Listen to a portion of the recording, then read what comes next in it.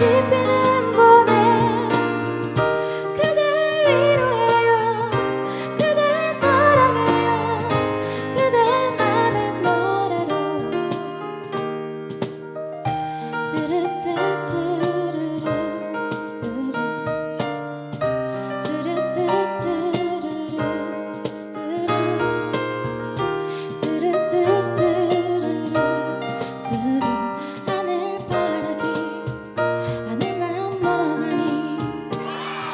얼른 여러분을 찾아뵙고 이제 대면 공연으로 인사를 드릴 수 있는 날이 왔으면 좋겠네요. 네, 저희는 문학을 노래하는 서율 밴드입니다. 오늘은 가정의 달 그리고 부부의 날을 맞이해서 이희영 작가님을 모시고 서율 밴드가 가족에 대한 다양한 이야기들을 나눠보려고 합니다. 저희 서율 밴드의 토닥토닥이라는 곡 들려드릴 건데요. 김재진 시인님의 시 토닥토닥이라는 시에 저희 서율 밴드가 이제 멜로디를 붙여서 만든 곡입니다. 실제로 시인님께서도 사랑하는 가족이 힘들어할 때 토닥임을 주고 싶어서 만든 시라고 해요. 오늘은 여러분들께 조금 더 흥겨운 분위기를 전달해드리고 싶어서 보사노바 풍으로 준비를 해봤으니까요. 네, 즐겁게 들어주셨으면 좋겠습니다.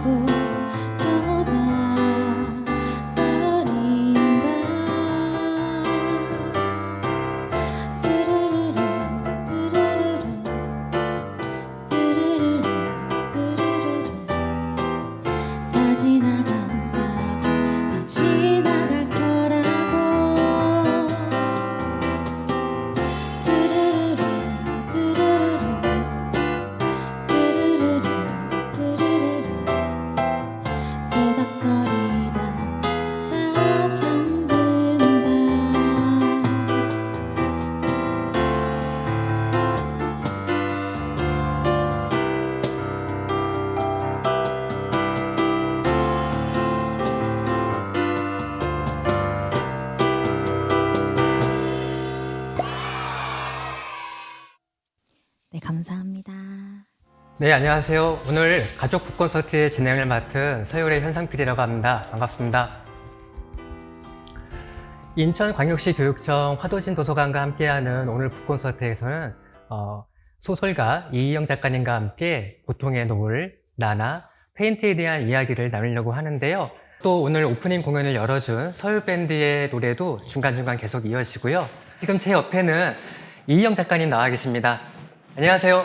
예, 안녕하세요. 이희영입니다. 만나뵙게 돼서 반갑습니다. 5월 예, 가족의 달이죠. 예, 이렇게 뭐 화창한 날씨에 또 저를 불러주시고 또 이렇게 좀 감미로운 노래랑 함께 할 수 있어가지고 오늘 저에게는 정말 뜻깊은 그리고 되게 즐거운 그런 하루가 될 것 같습니다. 초대해 주셔서 감사합니다. 예.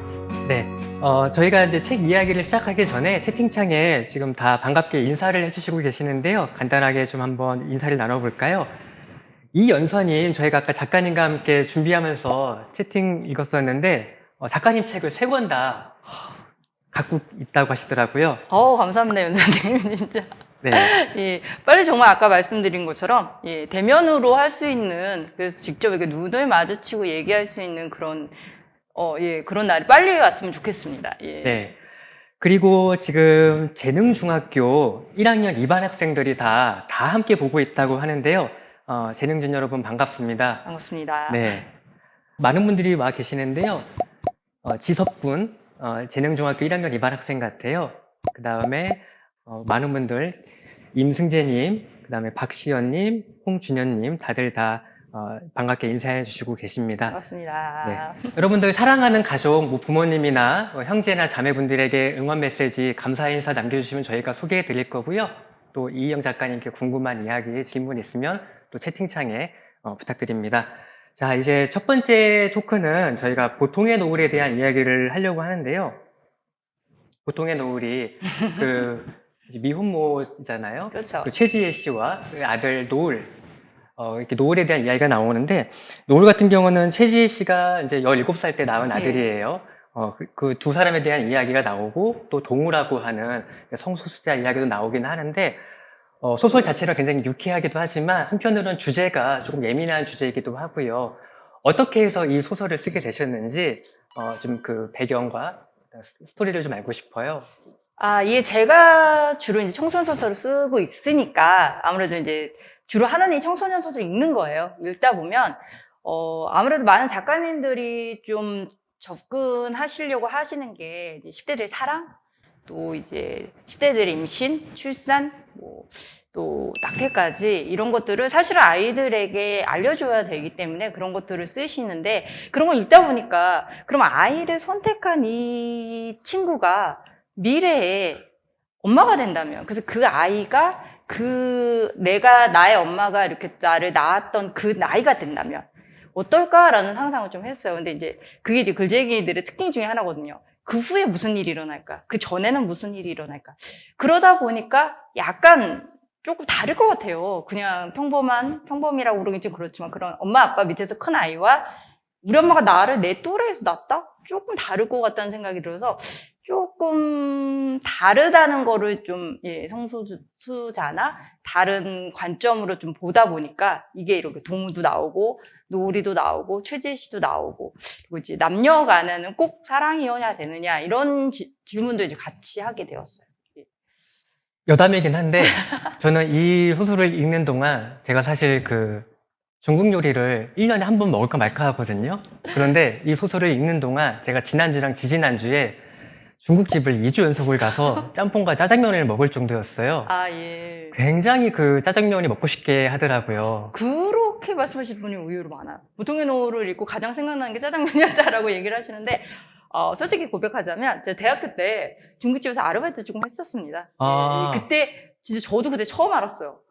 막 정말 양파가 막 산처럼 쌓여 있고 감자 양파가 쌓여 있더라고요. 그래서 우리가 그냥 흔히 먹을 수 있는 이 중식 하나에도 너무 많은 노력이 들어가는구나라는 거 그때 좀 느꼈죠. 이 소설을 보면은 이제 보통 제목에도 나오지만 보통이나 평범함, 평균 이런 말들이 계속 이제 그 노을이를 따라다니거든요. 그런데 우리가 일상 속에서 아무렇지 않게 쓰는 말이긴 한데 제가 이 소설을 읽고 나서 한번 생각을 해봤어요. 이 보통이나 평균이나 이런 것들이 기준이 뭐지? 이게 애매모호하더라고요. 작가님도 이 보통이나 평균, 평범함에 대해서 좀 다른 의미로 바라보시는 게 아닌가? 그런 생각을 좀 해봤어요. 사실은 요즘은 이제 이 보통이나 평균이라는 것 자체가 많이 이제 좀 무너져 가고 있는 것 같아요. 사실은 뭐, 저도 아이들한테 맨날 얘기하는데, 아이들이 싫어하는 제가 라떼 세대거든요. 그러다 보니까 이제 저희 어렸을 때는 그냥 평범한 가족 하면 무조건 4인 가족. 근데 이제는 그런 가족 구성원들, 뭐 4인 가족이라든지 아니면은 꼭 내 가족이 꼭 사람일 필요는 없다라는 생각을 하시는 분도 있어요. 예, 반려동물과 같이 지내는 분들도 분명히 그분들에게는 가족이거든요. 그래서 아니면 이제 혼자 사는 분들도 되게 많고, 1인 가족도 되게 많고. 거기다가 이제 조금 다른 걸 수도 있는데, 제가 이제 글을 쓰는 사람이니까, 아이들이, 아, 저 사람은 글을 쓰는 사람이니까, 당연히 어렸을 때부터 뭐 공부를 잘했다거나, 특히 국어를 잘했다거나, 책을 되게 좋아했다거나, 이런 걸로 생각을 해요. 근데 사실 저는 그런 거랑 좀 관계가 없이 살아왔거든요. 그래서 보면은 우리가 보통이라고 어떤 딱 이게 확정된 그런 틀에서 많이 벗어나는 게 오히려 요즘에 예, 사회가 아닌가라는 생각이 좀 듭니다. 음, 이 지금 채팅창에 둥둥스님이 이런 글을 남기셨어요. 저도 평범한 아이였고 시키는 대로 하는 평범한 아들이었어서 시키는 대로 다 하다 보니 있는 그대로의 제가 아닌 부모님의 계획대로 만들어진 제가 있더라고요. 그 부분을 읽고 정말 많은 공감을 했습니다. 저도 비슷한데요. 네. 이 책을 읽으니까 그 왜 노을이 반의 담임 선생님이 이런 말을 하죠. 평균을 깎아먹는 과도. 네, 과도라고 표현하잖아요. 우리 요즘의 교육이 창의 교육이라든지 어떤 개별성이라든지 각자의 개성을 살려주는 노력을 하는데 여전히 교실 안에서는 반평균, 종교평균 이런 평균을 강조한다는 게 여전히 이런 모순적인 면이 있지 않은가 이런 생각을 좀 해봤거든요. 이게 이제 아이들이 그런 게 아직까지는 제가 이제 강연을 가거나 아이들 만나면 얘기하는 게 그런 편견이나 점수나 숫자로 자신을 많이 평가를 해요. 그러니까 내가 쟤보다 평균이 낮으면 나란 존재 자체가 낮은 사람으로 생각하는 게 아직까지도 학교에서 뭐 많이 좋아졌지만 선생님 말하시는 것처럼 많이 좋아졌지만 아직까지도 큰 틀에서 아이들은 뭐 등수, 등급, 평균 뭐 이런 걸로 많이 좀 자신을 좀 대변하는 것 같다는 생각이 좀 듭니다. 제가 예전에 읽은 책인데 그 토드로즈가 쓴 평균의 종말이라는 책에서 이런 대목이 나오더라고요. 그 전투기 조종석을 그 대한민국 미국의 평균 조종사 평균의 신장으로 맞춰서 넣었는데 그로 인해서 계속 전투기 추락 사고가 나는 거예요. 알고 보니까 그 기준 조종석을 만든 그 평균 신장의 기준이라는 게 맞아. 완전히 허구였다라는 거죠. 그죠. 실제로 산술적으로는 평균이 나오지만은 그 조종석에 맞는 평균적인 팔과 다리를 가진 사람이 없었다. 그죠. 그러니까 우리가 생각해 보면은 평균이라는 거는 각자의 개성을 다 깎아먹는 게 아닌가. 그래서 뭔가 새로운 출발을 위해서는 평균이라는 개념을 없애버려야 한다. 그런 얘기를 하더라고요. 아마도 이 보통의 노을도 자꾸 우리를 따라다니는 괴롭히는 평균이라는 개념에서 좀 벗어나게 해주는 그런 의미가 있지 않을까. 저는 좀 그런 생각을 해봤어요. 평균이 이제 무너지면서 이제 그게 평균이 너무 딱딱해지면 편견이 되는 거죠. 그렇죠. 그리고 이 제목이 좀 재밌어요. 작가님은 보통 모든 이야기가 끝나야 제목이 생각난다, 제목이 떠오른다라는 말씀을 하셨잖아요. 근데 이제 보통의 노을이라는 제목이 조금 아이러니한데? 라는 생각을 했어요. 왜냐하면 자꾸 노을을 고민에 빠뜨리는 단어가 보통이더라고요. 그래서 어떤 의미일까? 제목을 어떤 맥락에서 지으신 걸까? 좀 그것도 궁금했어요.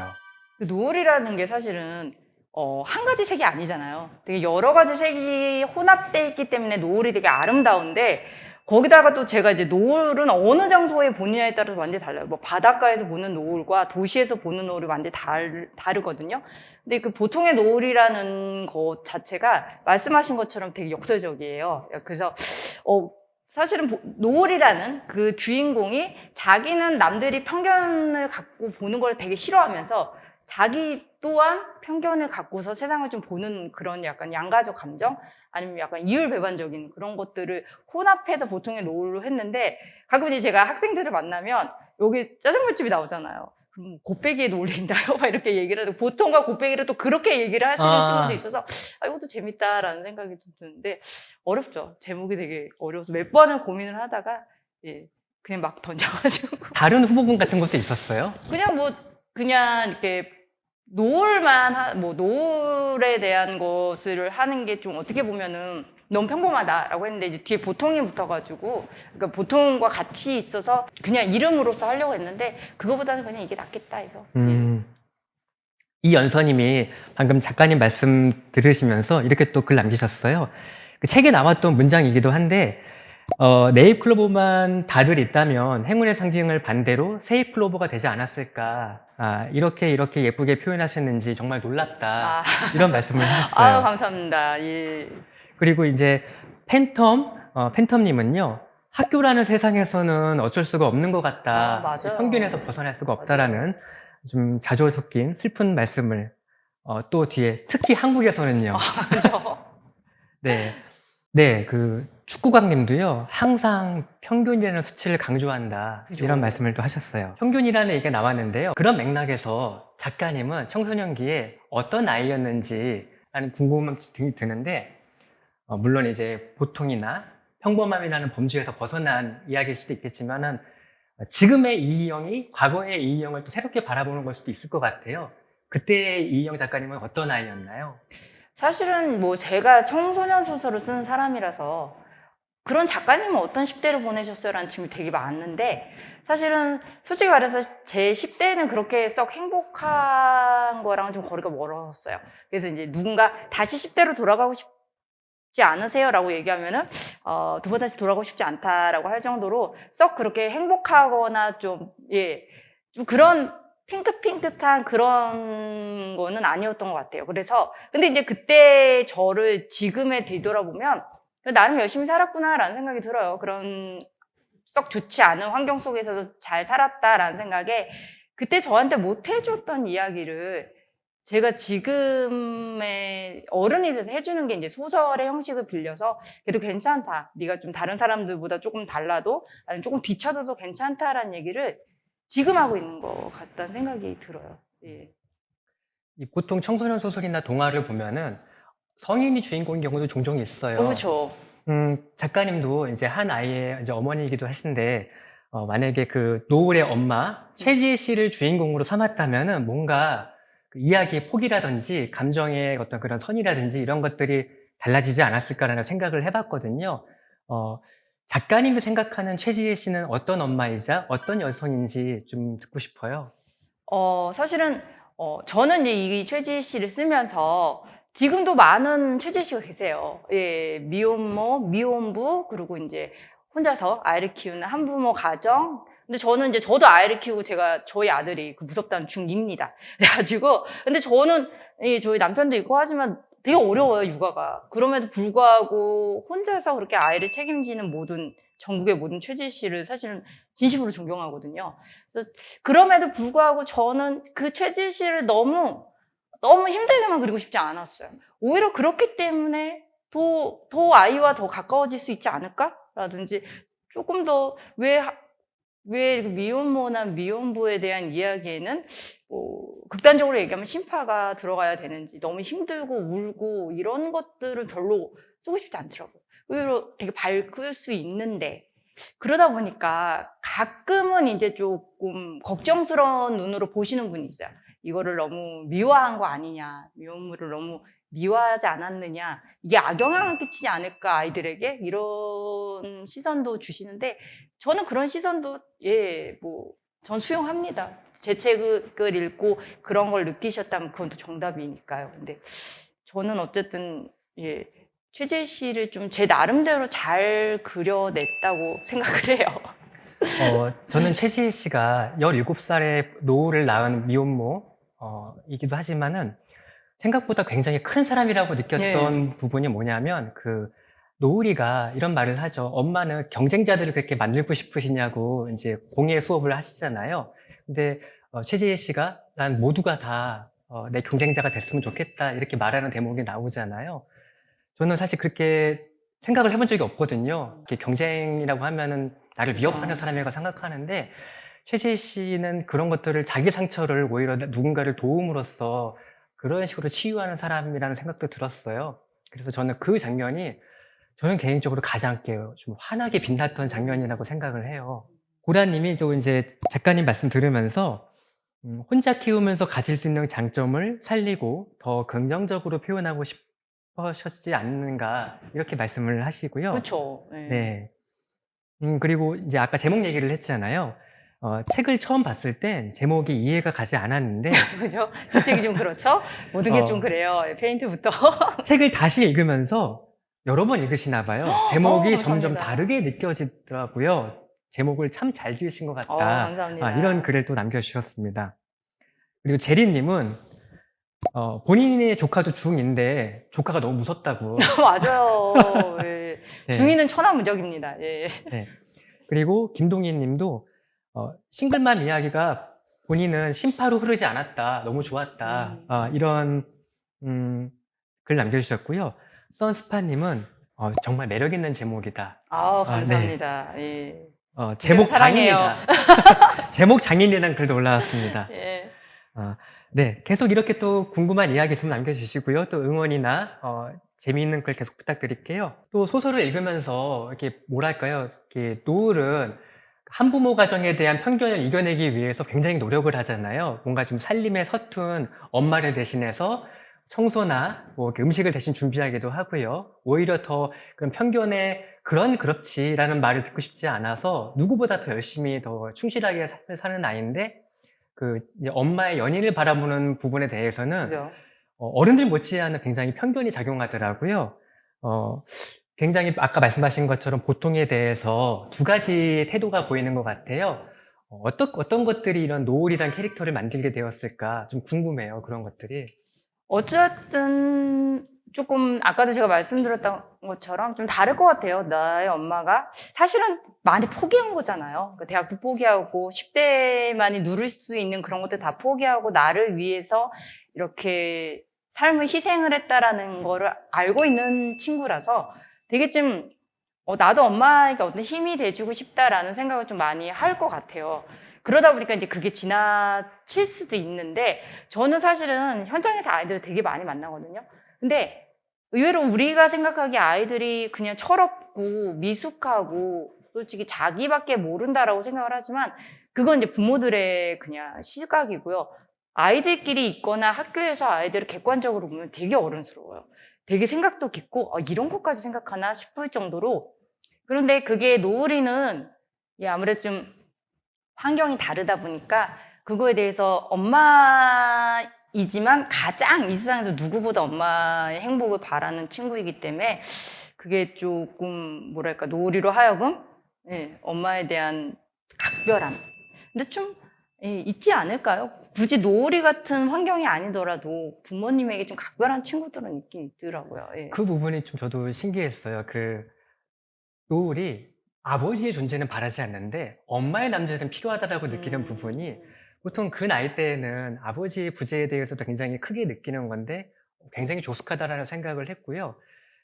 노을이 엄마를 지켜줘야 한다는 그런 감정을 사실 제가 요즘에 들었거든요. 제가 과거에는 굉장히 철이 없었던 아들이었다는 게 저희 어머니가 이제 올해 8순이신데 지금 노을이 엄마를 바라보면서 지켜줘야 한다는 생각이 보통 제 또래 남자들은 늙어가시는 어머님을 보면서 들지 않았을까. 그런 면에서 노을은 정말 성숙한 남자아이다. 뭔가 반성, 부러움, 기특함, 대견함 그런 것들이 동시에 들었던 것 같아요.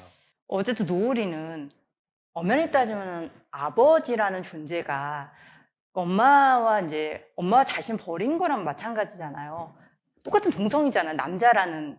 그렇기 때문에 이제 어떻게 보면은 이 아버지 때문에 내가 태어났고 그렇기 때문에 엄마의 인생이 조금 많이 꼬였다라고 생각을 하기 때문에 오히려 이 친구는 아버지라는 존재에 대한 그리움보다는 엄마의 남자로서 엄마가 충분히 기댈 수 있는 사람으로서 누군가를 좀 만나고 싶다, 만났으면 좋겠다라고 생각을 하는데 그게 하필 썩 마음에 들지 않는 사람이라서 그래서 이제 이야기가 진행이 되는 거죠. 그죠? 아마 우리가 소설에서는 노을을 응원하지만 이런 반성을 좀 해보지 않을까 싶은데 일상 속에서 우리는 어떤 조선 가정이나 한부모 가정의 아이를 볼 때 굉장히 또 현실적으로는 또 색안경을 끼게 되는 부분이 없지 않아 있는 것 맞아요. 같아요. 저러니까 그렇지 이런 식의 그래서 제가 그런 것들을 다시 한번 나 스스로 조심해야겠다, 경계해야겠다, 반성해야겠다는 생각을 했던 문장이 소설 마지막에 이런 대목이 나와요. 나는 세상이 환절기처럼 다양성을 존중하는 사회이길 바란다라는 문장이 있어요. 환절기에 담긴 의미가 어떤 건지 궁금해요. 아무래도 이제 좀 지금도 약간 그런데 환절기라는 것 자체가 이제 계절이 변하는 거잖아요. 근데 저는 지금 전 세계적으로 약간 이제 환절기 같은 분위기가 됐다고 생각을 해요. 조금 더 사람들이 틀에서 벗어나가지고 여태까지 나는 저거지 이해가 안 돼라고 생각했던 그렇게 딱 단절시켰던 모든 것들을 약간 좀 예, 좀 뭐라 그럴까 부드러운 눈으로 본다고 그럴까요? 어쨌든 환절기라는 것은 좀 모든 게 조금 특히 옷차림으로 제가 이제 예를 들었는데 좀 유해지잖아요, 사람이. 뭐 긴팔을 입어도 되고 반팔을 입어도 되고 가을 겨울에 때는 뭐 얇은 옷을 입어도 되고 두꺼운 옷을 입어도 되고 그러니까 그런 각자의 개성이나 또 성향이나 취향이나 이런 것들을 좀 예, 이해해 주는 그런 사회가 좀 됐으면 좋겠어요. 네. 또 그리고 계속 댓글을 읽어볼게요. 엄마의 연인 장면에서 제가 꼰대에 선입견이 있구나 깨달은 계기가 되었습니다. 이인영 작가님의 책에서 많이 배웠습니다. 아유, 감사합니다. 네. 예. 고라님, 또 노을이는 엄청나게 성숙하고 정말 배려심이 깊은 아이였던 것 같아요. 네, 그렇게 하고 펜터님, 요즘은 본인이 단절시키게 되면 그 사람을 단절하게 만들기 마련이더라고요. 맞아요. 네. 예. 그 스스로 벽을 만든다라는 그런 말을 그쵸. 하잖아요. 예. 그쵸. 이번에는 저희 서울 밴드의 노래를 한번 들어보려고 하는데요. 그 전에 한 번 더 여러분들의 참여 말씀드릴게요. 여러분이 사랑하는 가족에게 보내는 응원 메시지 있으면 남겨주시고요. 또 이인영 작가님께 궁금한 질문 내용 있으면 채팅창에 함께 남겨주시기 바랍니다. 저희 어떤 노래 들어볼까요? 보통의 노를 읽으면서 그냥 엄마라는 단어가 주는 그런 존재감이나 의미들이 더 크게 와 닿았던 것 같아요. 그래서 세상의 모든 엄마들을 위해 이 곡을 준비해 봤습니다. 네, 라디의 엄마 들려드리겠습니다.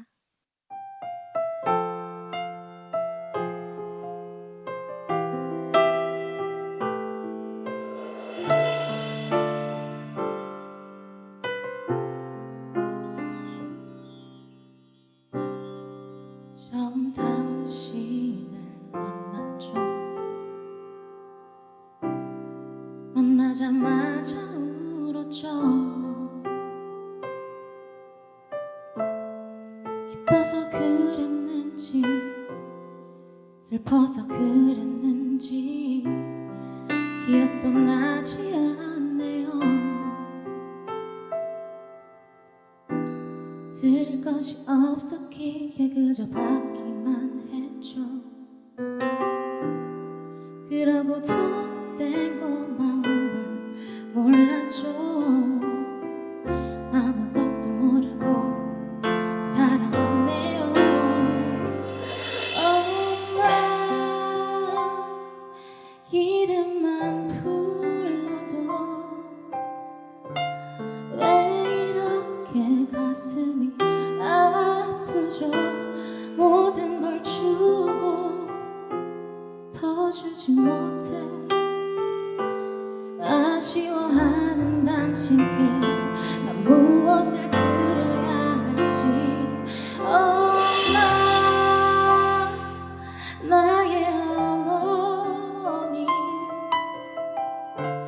왜 이렇게 눈물이 나죠. 가장 소중한 누구보다 아름다운 당신은 나의 어머니. 힘드셨다는 거 이제 알아요. 나 때문에 많이 우셨죠. 그땐 왜 그랬는지 몇 번이나 그랬는지 기억도 나지 않네요. 내 작은 선물을 너무 감동하세요. 당신은 나에게 세상을 선물했잖아요. 잘할게요. 내가 잘할게요. 엄마 이름만 불러도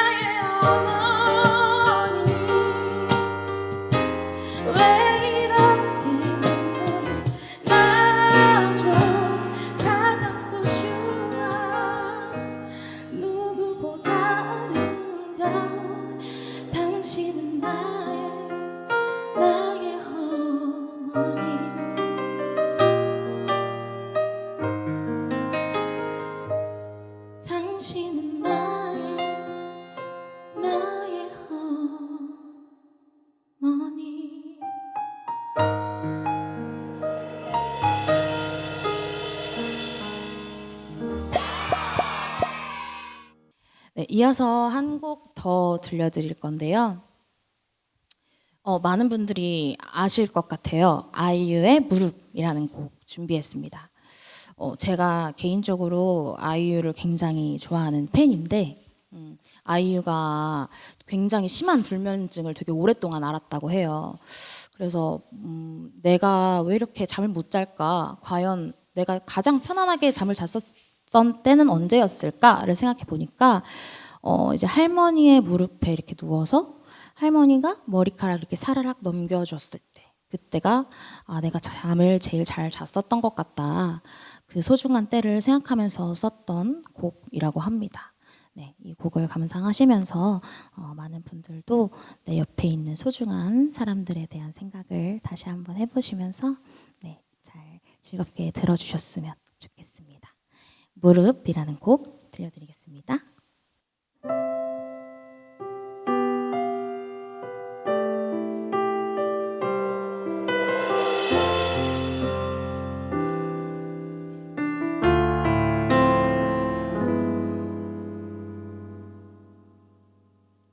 모두 잠드는 밤에 혼자 우두커니 앉아 다 지나버린 오늘을 보내지 못하고서 깨어있어 누굴 기다리나 아직 할 일이 남아있었던가 그것도 아니면 돌아가고 싶은 그리운 자리를 떠올리나 무릎을 베고 누우면 나 아주 어릴 적 그랬던 것처럼 머리카락을 넘겨줘요. 그 좋은 손길에 까무룩 잠이 들어도 잠시만 그대로 두어요. 깨우지 말아요. 아주 깊은 잠을 잘 거예요.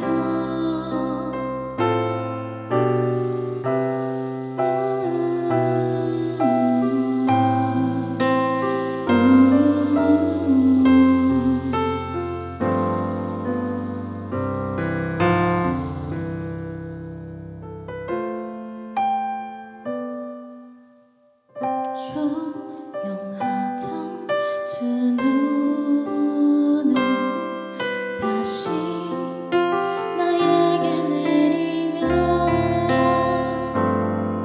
나 그때처럼 맑게 웃어 보일 수 있을까? 나 지친 것 같아. 이 정도면 오래 버틴 것 같아. 그대 있는 곳에 돌아갈 수 있는 지름길이 있다면 좋겠어. 무릎을 베고 누우면 나 아주 어릴 적 그랬던 것처럼 머리카락을 넘겨줘요. 그 좋은 손길에 까무룩 잠이 들어도 잠시만 그대로 두어요. 깨우지 말아요. 아주 깊은 잠을 잘 거예요.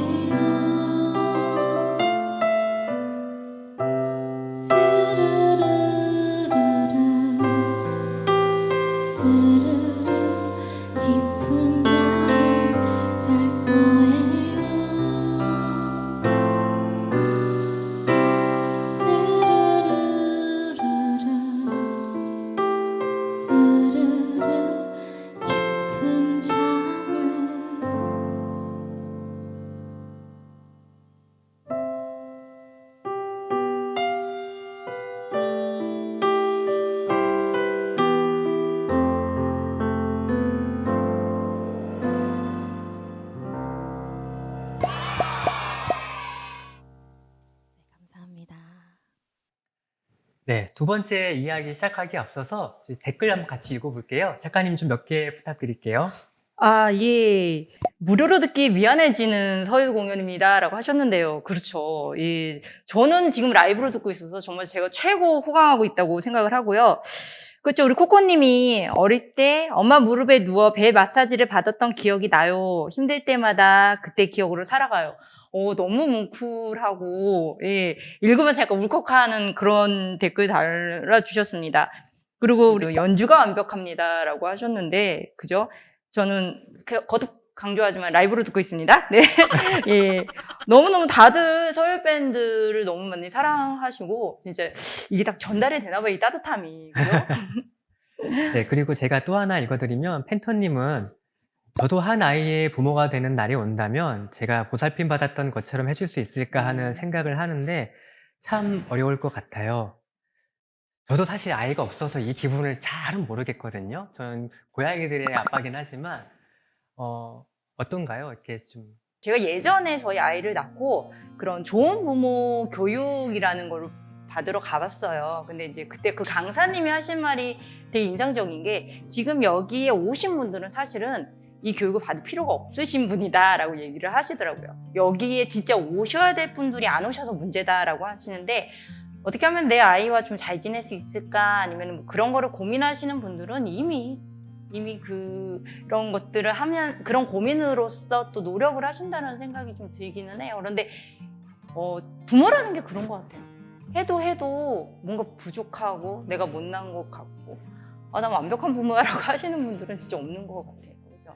그래서 저도 이제 글로만 부모 공부를 하고 있는데 그런 말이 떠올라요. 그 아이와 소통하고 싶은데 자꾸 단절되고 자격이 부족한 부모라고 생각하는 분들에게 왜 그 도널드 위니코트가 이 말하면 당신은 참 괜찮은 부모 이렇게 얘기를 하잖아요.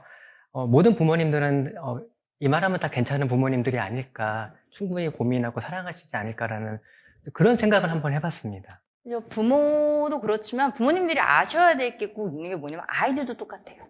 아이들도 내가 조금 더 괜찮은 뭐 아들이 돼야 되는데 딸이 돼야 되는데 내가 조금 더 노력해가지고 더 우리 부모님한테 조금 인정받는 사람이 돼야 될 텐데 하는 생각이 되게 강한데 제가 현장에서 아이들을 만나면 정말 놀란 게 뭐냐면 내가 우리 부모님을 실망시킬 수도 있고 어떻게 보면 우리 부모님이 나 때문에 되게 실망할 수 있다라는 거에 과도한 공포심을 갖고 계세요. 그래서 어떤 거를 부모님한테 의논을 못하는 아이들 중에 어떤 친구는요. 내가 이런 얘기를 우리 부모님한테 얘기를 하면 나를 이거밖에 안 되나라고 생각하면 어떡하지? 라고 해서 자기의 고민을 얘기를 못하는 친구들이 있어요. 그러고 보면 참 가까우면서도 먼 정말 그런 관계 같아요. 부모와 자녀 간의 관계라는 게. 그죠? 그래서 이제 이번에 이야기 나눌 주제가 부모 면접에 대한 이야기잖아요. 페인트에 대한 이야기를 해보려고 하는데 지금도 많은 독자분들이 이 페인트를 사랑하고 있어요. 이 소설의 가장 큰 특징이 바로 부모 면접이라는 소재가 등장한다는 건데 이게 재밌어요. 뭐 아무리 개방적인 가정이라도 부모 면접을 하겠다라는 말을 감히 할 수가 없잖아요. 그죠? 덕분에 이 소설을 통해서 나는 어떤 부모일까? 나는 몇 점짜리 부모일까라는 이야기를 해봤다는 그런 계기가 마련됐다라는 것 같아요. 처음에 어떻게 이 부모 면접에 대한 소재가 떠올랐는지 한번 말씀 듣고 싶어요. 이게 이제 제가 강연을 가서 많이 얘기를 드렸는데요. 딱 요맘때였어요. 5월에 이제 가정의 달이니까 제가 이제 우연히 인터넷 포털 사이트를 들어갔는데 가정의 달이면 아시다시피 막 이런저런 행사도 많이 하잖아요. 이런 이벤트도 많이 하고 그런데 그 해에 가정의 달 특집 기사로 아동학대에 대한 기사가 나왔는데 너무 그게 이제 약간 명암대비라고 그럴까요? 그날따라 그게 너무 확 눈에 들어오더라고요. 근데 그 기사의 핵심이 아동학대의 80%는 사실은 그 아이를 낳아준 친부모에게서 당한다라고 나오더라고요. 그러다 보니까 이제 그 기사를 읽으신 분들이 댓글을 달아주셨는데 그중에서 가장 공감을 많이 사서 베스트 댓글이 된 그 이야기가 뭐였냐면 이래서 아이를 낳기 전에 자격 조건이 있는 사람한테는 아이를 낳게 하자라는 그 베스트 댓글을 보고 근데 과연 부모 자격을 누가 어떤 기준으로 줄 수 있지? 근데 사실 아이들이 우리 부모 최고다라고 하는 것만큼 정답은 없잖아요.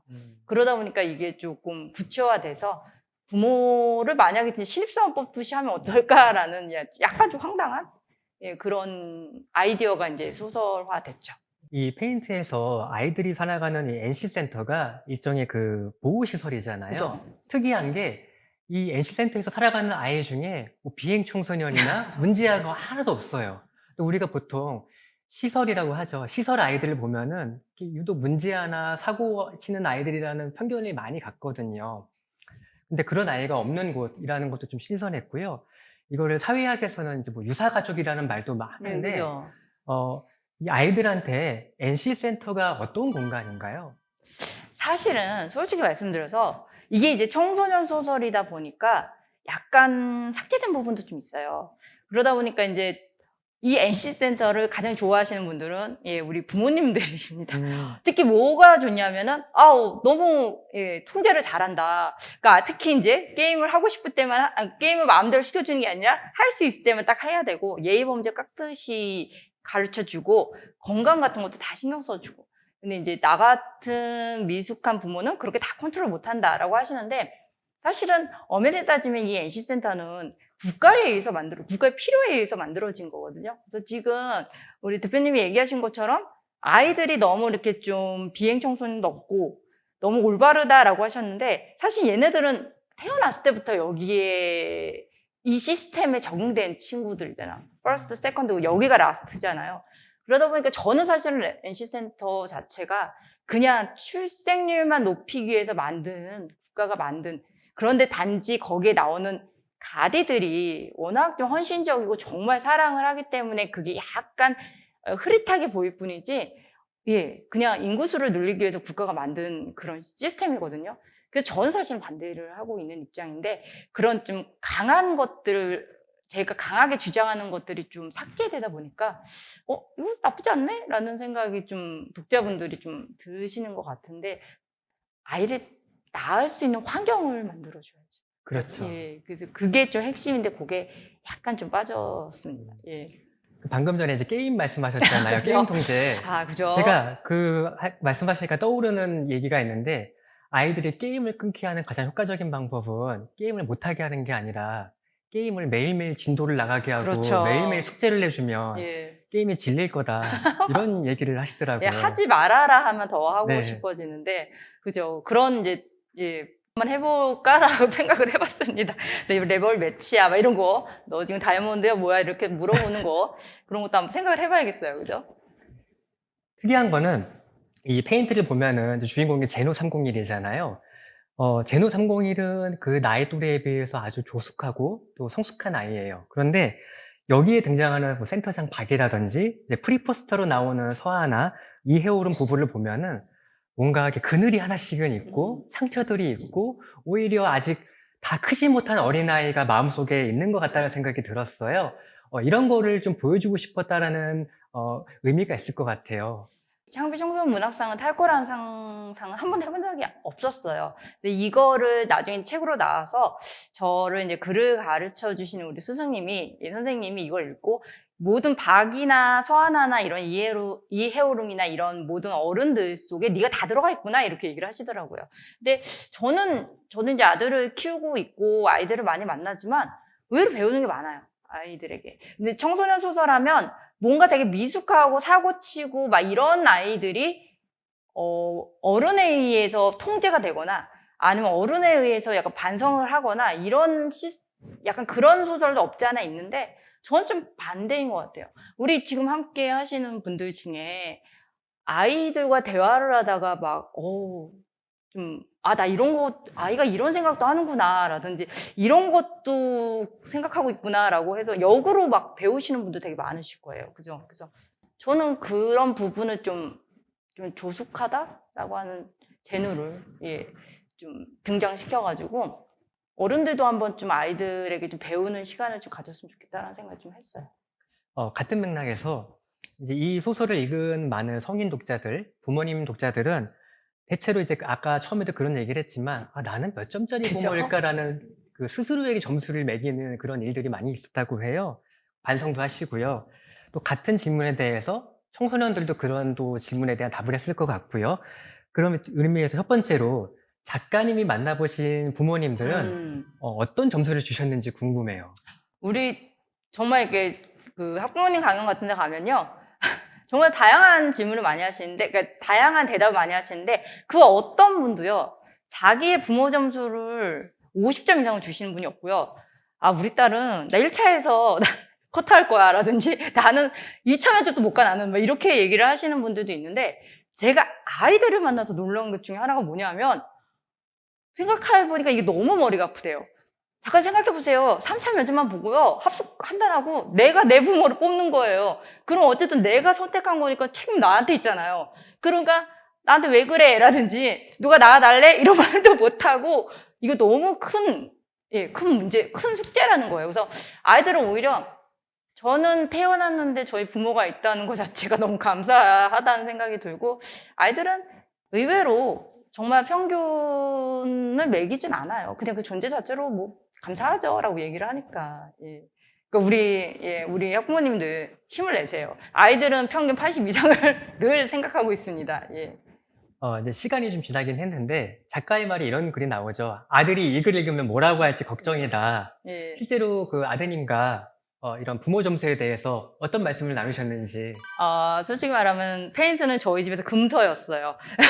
왜냐면 금서였습니다. 생각해보세요. 막 사실 오늘도 저희 아들이 어디가 그래서 바빠서 나 엄마 빨리 갔다 올게 이러고 나왔는데 아들 딱 한마디 하더라고. 사실 안 읽었어요. 저희 아들이 제 책을 썩 좋아하지는 않아요. 왜냐면 엄마가 그 책을 쓰기까지 얼마나 까칠하게 자기한테 돼 있는지 알기 때문에 그러다 보니까 그 페인트를 딱 읽고 그것도 어떻게 읽었냐면요. 학교 수행평가가 페인트를 읽고 수행평가를 해야 되는 게 있어가지고 어쩔 수 없이 읽었는데 딱 한마디 하더라고요.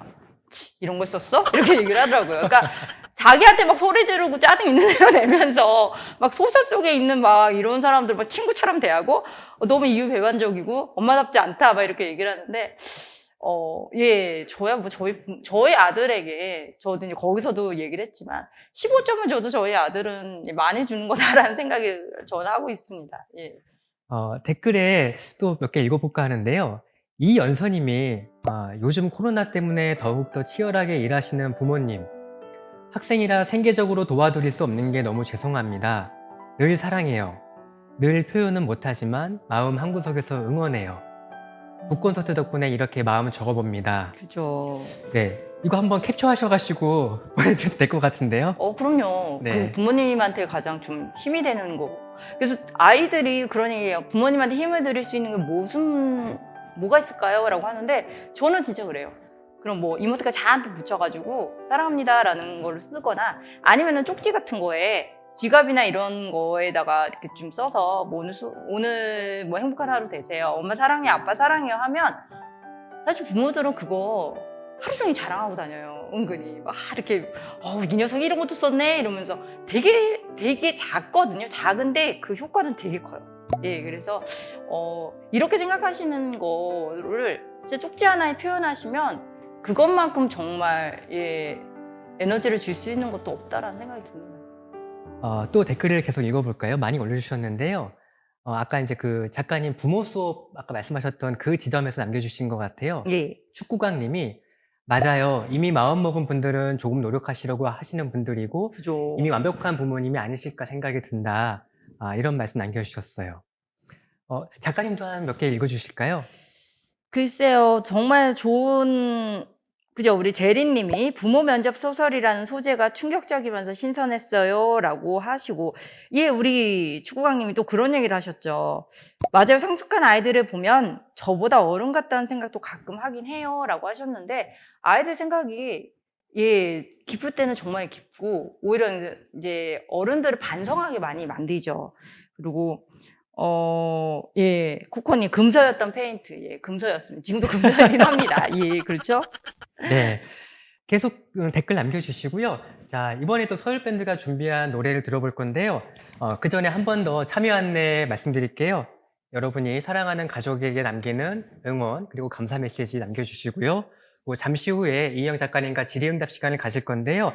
작가님께 궁금한 질문도 함께 남겨주시기 바랍니다. 이번에 어떤 노래 들어볼까요? 손디아님의 어른이라는 곡 준비했습니다. 페인트를 읽고 과연 어떤 부모가 좋은 어른일까? 나는 좋은 어른인가? 나는 좋은 부모가 될 수 있을까? 뭐 등등 되게 많은 생각을 하게 되더라고요. 그리고 또 많은 부모님들 밑에서 자라나는 아이들이 또 커서 훗날 부모가 될 거잖아요. 다양한 의미를 떠올려 보면서 선곡을 해봤습니다. 네, 손디아의 어른이라는 곡 들려드리겠습니다.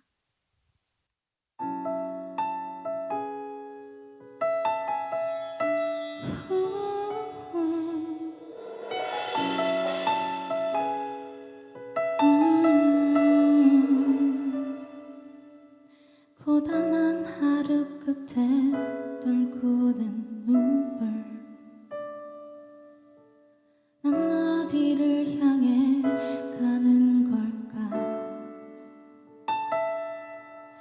아플 만큼 아팠다 생각했는데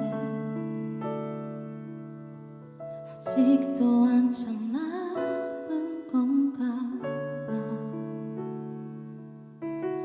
이 넓은 세상에 혼자인 것처럼 아무도 내 맘을 보려 하지 않고 아무도 눈을 감아보면 내게 보이는 내 모습 지치지 말고 잠시 멈추라고 길도 닿지 않던 짙은 나의 어둠은 나를 버리며 모두 갈 거라고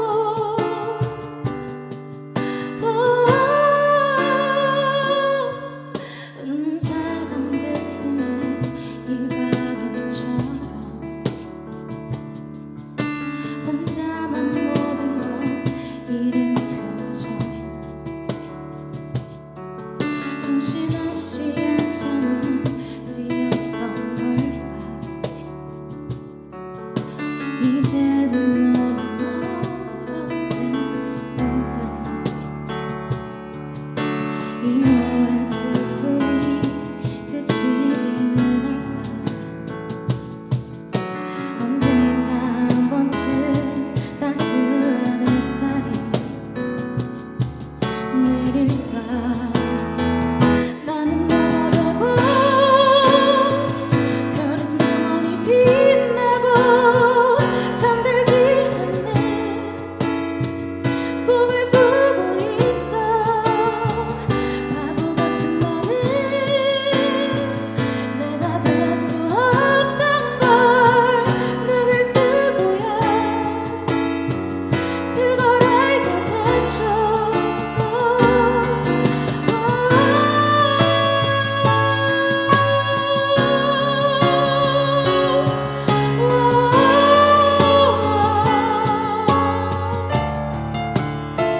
나는 내가 되고 별은 영원히 빛나고 잠들지 않는 꿈을 꾸고 있어 바보 같은 나는 내가 될 수 없던 걸 눈을 뜨고야 그걸 알게 됐죠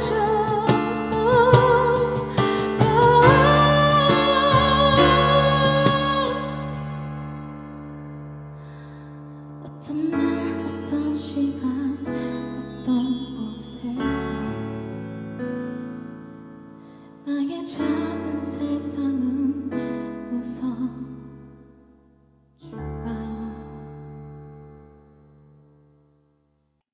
네, 이제 세 번째 이야기 시작하기 전에 댓글을 좀 읽어보려고 하는데요. 네. 우리 재능중 친구들이 갑자기 댓글을 많이 올려주고 있어요. 예. 보시면 홍준현님은 잘 불러요. 그 다음에 와 멋있다. 와 페인트인데 저희가 이제 이번에 나눌 이야기 주제가 영원이거든요. 와 멋있다인가요? 와 멋있다인가요? 누나 멋져요도 있습니다. 와 네. 페인트인가요? 와 페인트인가요? 뭔가 누나 멋져요 와는 느낌표가 3개나 들어있어요. 네. 로블님, 네. 뭔가 좀 그래서도 뭔가 그 감정이 전달되는 느낌이 드는데 음색 최고. 네, 뭐 이번부터가 주제가 영혼이라서 한번 제가 네. 드려봤습니다. 혹시 영혼 없는 댓글이냐 가지고 그죠? 네. 아닌 것 같아요. 자, 이번에는 저희가 이제 나나에 대한 이야기를 해보려고 하는데 이 나나가 소재가 독특해요. 저하고 그렇죠. 좀 달리. 한수리와 을류가 잠시 영혼이 빠져나와 있는데 재밌는 점은 영혼이 빠져나와 있는데도 여전히 육체 한수리와 육체 은류는 잘 살아가고 있거든요. 우리가 지금까지 기존의 이야기 익숙한 거는 영혼이 빠져나오면 죽는 거라고 생각을 했다는 말이죠. 독특해요. 이 내용의 설정이나 이런 것들이. 처음에 어떻게 이 이야기가 떠오르신 건지 좀 듣고 싶어요. 그러니까 약간 이제 뭐 글을 쓰시는 분들이네 이게 또 나름의 직업병인 것 같아요. 제가 집 앞에 골목을 가는데 남학생 둘이 이렇게 걸어가더라고요. 근데 한 친구가 되게 즐거운 일이 있나 봐요. 대박이지, 죽이지, 너무 잘 됐지 않냐? 뭐 이렇게 막 옆에 있는 친구한테 호응을 하는데 그 호응을 요구하는데 이 친구는 이 옆에 있는 친구가 잘 돼서 배가 아픈 건지 아니면 진짜 이 친구에 관심이 없는 건지 핸드폰을 딱 열더니 잘 됐네. 딱 그냥 그러고 말더라고요. 그래서 그때 이제 그 친구가 영혼 없는 리액션이다. 뭐 이런 식으로 얘기를 했는데 그때쯤 그게 꽂혔어요.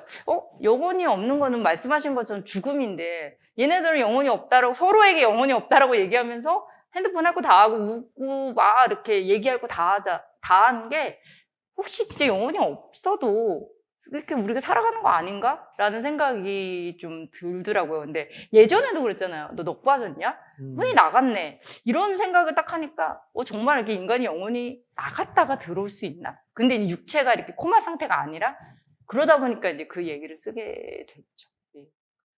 이제 오늘은 시간 관계상 한수리에 대한 이야기를 좀 해보려고 하는데 그 수리가 사실 어렸을 때는 굉장히 순수한 아이였어요. 그래서 크리스마스 선물이 뒤바뀌니까 그죠? 산타가 실수할 수도 있지라는 말을 하는데 지금의 한수리는 거의 그 리얼리티 관찰 카메라 수준으로 자신을 끊임없이 연출하는 데만 그죠. 급급하거든요. 어떻게 해서 이렇게 한수리가 변한 건지 좀 그 이야기를 들려주시면 좋을 것 같아요. 이게 참 역설적으로요. 수리를 그렇게 만든 게 칭찬인 것 같아요. 이제 부모님들이 잘한다, 잘한다. 그러니까 너는 원래 이렇게 잘하는 아이구나라고 하면서 한수리를 낳은 태몽마저 그렇게 얘기하잖아. 막 멋진 독수리가 나왔어라고 하면서 얘에게 전혀 부담을 주는 것 같아요. 그래서 물론 이제 칭찬이 참 좋기는 한데 가끔 가다가는 그 칭찬에 부합하려고 더 큰 칭찬을 받으려고 그 수리가 뭔가 상장을 받거나 그러면 엄마가 그거를 다 사진을 찍어가지고 SNS에 올리잖아요. 그러니까 수리가 저거 사진을 언제 또 새로운 걸로 바꿔주지? 이게 또 이 친구의 고민이란 말이죠. 그래서 저는 어떻게 보면은 이제 수리가 완벽주의가 된 것이 주변에서의 그런 과도한 기대나 칭찬이 좀 그 아이를 몰고 간 게 아닌가라는 생각이 듭니다. 제가 말씀 듣다 보니 또 그런 글귀가 떠올라요. 예전에 그 알랭드 보통이 불알이라는 책에서 이런 글이 나와요. 우리의 자아는 그 헬륨 가스가 들어있는 풍선 같아서 끊임없이 타인의 인정과 사랑이라는 가스가 주입되어야만 살아갈 수 있다라는 말을 하잖아요. 그런 면에서 한수리는 이게 보통 누군가의 평가나 칭찬이 온전한 가치를 지니려면은 반대편에 있는 비난이나 비판도 받아들일 준비가 돼야 되는데 수리는 그런 약간 성숙함이 좀 모자르지 않았나? 근데 그게 사실은 수리의 잘못보다는 주변의 잘못인 게 더 크다고 보시는 거잖아요. 그럴 수도 있고 이제 수리 자체도 약간 그런 약간 완벽주의라든지 아니면은 그런 비난과 제가 생각하기에는 비난과 비판을 수리 나름대로는 받아요. 받은데 이제 저 사람은 그럴 수도 있지. 저 사람은 저렇게 생각하나 보다라고 하는 게 아니라 저 사람이 저렇게 생각하니까 이걸 빨리 바꿔야 돼. 저 사람도 나를 인정하게끔 만들어야 돼. 이런 약간 강박을 갖고 있는 친구들이 의외로 많아요. 그래서 제가 아이들 만나면요. 진짜 그런 얘기 많이 해요. 수리 보고 전 줄 알았어요. 저도 약간 한수리 같아요. 라고 하는 친구들이 되게 많아요. 요즘은 아시다시피 그 아이돌 친구들도 되게 좀 이쁘고 다양하고 또 공부도 잘해요. 뭐 그러다 보니까 그런 완벽한 친구들하고 이 10대 아이들이 계속 자기를 비교하는 것 같아서 그게 조금 안타깝지 않나 생각이 듭니다. 저는 수리의 모습을 보면서 사실은 저는 10대 아이들이 이렇게까지라는 건 정말 생각을 못 해봤어요. 저도 이제 약간 기성세대가 되어간다는 걸 이걸 보면서 느낀 건데 수리한테는 우리가 흔히 뭐 자기만의 방이라고 표현하기도 하고 영원히 숨쉴 곳이라는 말이라고 하는데 그런 여유가 좀 부족하지 않았나라고 했는데 사실 우리가 이제 나이를 먹어가고 속된 말로 때를 탄다고 하잖아요. 그러면 점점 더 수리의 모습이 더 강해지는 것 같거든요. 근데 그럴수록 우리가 뭔가를 잃어버리는 것 같다는 생각을 했는데 그게 뭔지는 뭘까라고 생각해 봤다가 그 모래주머니 이야기를 보면서 떠올랐어요. 그 모래주머니 이야기를 좀 해주시면 어떨까 싶어요. 아무래도 이제 그때 모래주머니라는 거 자체가 약간 좀, 뭐 이렇게 얘기하면 좀 그런데 약간 맑은 영혼? 그러니까 이제 그 60점을 맞아도 이 친구는 좋은 거예요. 60점을 맞아도. 그래서 그 모래주머니를 단순히 그냥 그 점수로만 표현하지 않고, 너 모래주머니 오히려 그거 더 재밌다. 모래에 있는 주머니를 갖고 오면 그 시간을 갖고 와서 내가 오늘 쓸 수 있잖아. 근데 이제 수리는 그런 상상력이 풍부했고, 그런 꿈을 갖고 있었던 아이가 점점점 이제 숫자나 세상의 틀에 자기를 맞춰가는 과정이고요. 여전히 그 친구는 뭐 내가 60점만 맞아도 모래주머니랑 그런 거 되게 재밌게 생각하는, 그러니까 그 약간 대비되는 걸 보여주는데, 저도 그렇고 우리 대표님도 그러시겠지만 그런 것들을 많이 잊고 살아가는 게 영혼이 희박해진다는 게, 그죠? 나는 모래주머니에 스펠이 틀렸어, 말 그대로. 예, 맞춤법이 틀렸어. 그러니까 난 틀린 거야가 아니라 이거에 대해서 어떤 상상력을 부여하는 그런 친구들이 점점 많아졌으면 좋겠는데, 기성세대로서 좀 그런 분위기를 만들어주지 못해서 저도 참 죄송하다는 생각이 들어요. 예. 제가 이제 보통의 노을을 읽고 이걸 읽었거든요. 그런데 그 보통의 범주에 들어가지 않아도 충분히 행복하고 순수하고 아름다울 수 있다가 이 아이를 모래주머니에서 즐거움을 찾는 아이를 보면서 느꼈거든요. 그래서 뭔가 이 소설이 조금씩 조금씩 연결되고 이어진다는 느낌을, 그래서 이희영 유니버스 이런 거 한번 생각해 봤어요. 네. 그죠? 약간 좀 이어지는 게 없잖아요. 한 사람이 쓴 거니까. 예, 그죠? 음, 그리고 제가 이제 나날을 다 책을 덮고 나서 떠오르는 이제 그 그리스 말이, 거기서 이제 행복에 대한 이야기를 하잖아요. 그리스어로 이제 철학자들은 행복을 에우다이모니아라고 해서 에우가 조운이고 다이몬이 영혼, 정령이라는 뜻인데, 우리가 행복하다는 느끼는 거는 좋은 영혼이 깃든다라는 말을 이제 해석을 하더라고요. 작가님의 이제 그 작가의 말을 보면은 일상에서 행복을 위해 이제 하는 일들이 있어요. 그래서 작가님이 자신의 영혼을 위해서 무엇을 하시는지 그 이야기를 한번 들려주시면 어떨까 싶어요. 사실은 뭐 친구들이 작가님은 쉬는 시간에 뭐 해요? 아니면 뭐 취미가 뭐예요? 라고 하는데, 사실 정말 재미없게도 제가 영혼을 치유한다고까지 거창하게 말씀드리긴 그렇지만 사실 글쓰기예요. 글을 쓰면서 제 속에 있는 다양한, 뭐 영혼이라고 그럴 수도 있고요, 다양한 모습을 좀 내보일 수도 있고요, 아니면 내가 배우고 싶은 사람, 아니면 나는 이런 사람은 되지 말아야지 하는 이런 사람들을 다 이제 글로써 치유를 하는데, 많은 작가님들이 사실은, 예, 그게 또 글쓰기의 본질이라는 생각이 들어요. 내가 글을 쓰면서 내 영혼을 조금 치유하고 내 영혼을 좀 되돌아보는 그런 거라서, 예, 커피를 마시는 것 이상 좋아하는 게 또 이제 글쓰기일 수밖에 없죠. 네. 자, 이제 저희가 그 마지막 인사를 나누기 전에 또 댓글 잠깐 소개할 건데요. 여러분들이 이제 남겨주시는 동안 저희가 노래 한 곡을 또 들어보도록 하겠습니다. 어떤 노래 들어볼까요? 이번에 들려드릴 곡은요, 살아온 기적, 살아갈 기적이라는 곡입니다. 이 곡은 이 아침 축복처럼 꽃비가 라는 책 OST에 수록된 서율 밴드 노래 중에 한 곡이고요. 영문학자셨던 장영희 교수님을 추모하면서 만든 노래인데요. 평소에 이제 장영희 교수님께서 말씀하셨던 일상 속의 기적의 의미를 희망적으로 담아낸 그런 곡입니다. 네, 살아온 기적, 살아갈 기적 들려드리겠습니다.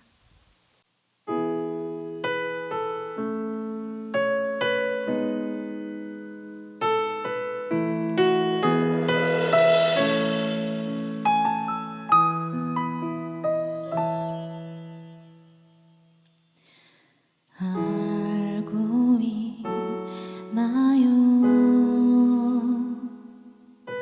희망이란 두 글자의 의미를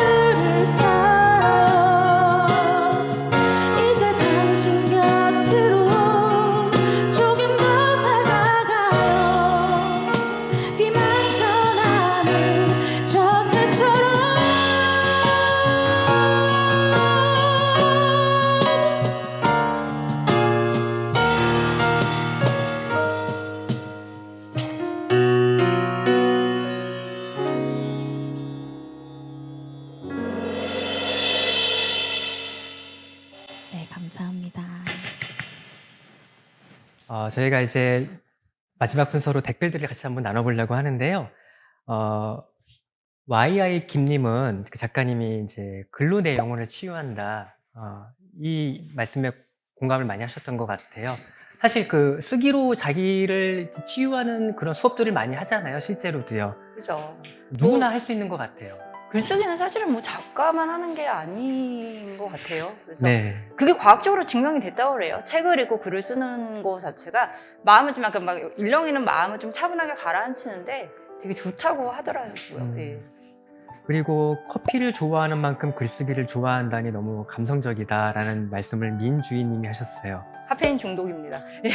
보통 이렇게 글을 쓰시기 전에 드시는 건가요? 아니면 어떻게 쓰시고 나서 이렇게 도닥이는 느낌으로 드시는 건가요? 쓰면서 먹죠.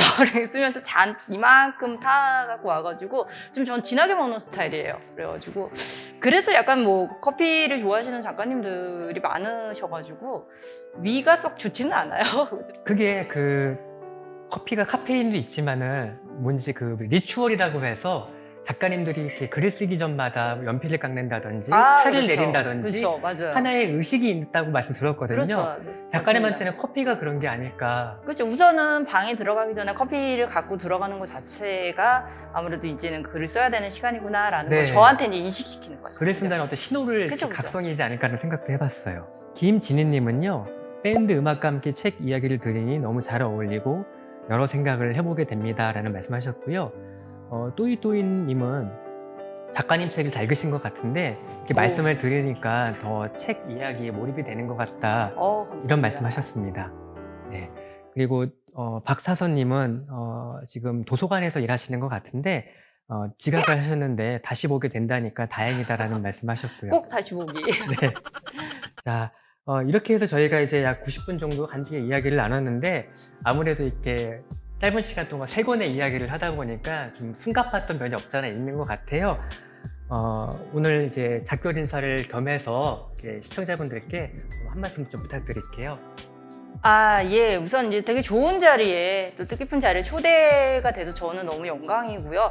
또 지금 토요일 오후라서 좀 나른한 시간에 이렇게 즐거운 되게 감미로운 음악과 함께 할 수 있어서 저도 너무 행복했습니다. 그래서 여러분들 우선 가장 중요한 건 건강이고요. 또 다음에 이제 점점 더 이제 또 좋은 날이 오면 그때는 여러분 직접 다 찾아뵙고 서울밴드와 함께 찾아뵐 수 있는 그런 날이 왔으면 좋겠습니다. 여러분 모두 행복하세요. 감사합니다. 네. 여러분 행복한 주말 오후 보내시고요. 저희는 여름에 낭독 콘서트로 또 다시 찾아올 테니까 많이 기다려 주시기 바랍니다. 끝으로 저희 서울밴드가 여러분들을 위해 준비한 노래가 있습니다. 노래 함께 들으시면서 저희는 물러가도록 할게요. 어떤 노래 들어볼까요? 네, 저희가 마지막 곡으로 준비한 곡은 버즈의 나에게로 떠나는 여행이라는 곡입니다. 되게 오랜만이죠. 네, 영혼 이야기가 나왔는데 이제 삶이나 그런 인생이 있어서 뭔가 그게 다 영혼이 여행하는 것이 아닐까 싶은 생각이 들어서 선곡해 본 곡이고 즐거운 북콘서트가 되셨으면 좋겠습니다. 네, 오늘 하루 잘 보내시고 네, 즐겁게 감상해 주셨으면 좋겠습니다. 네, 나에게로 떠나는 여행 들려드리겠습니다.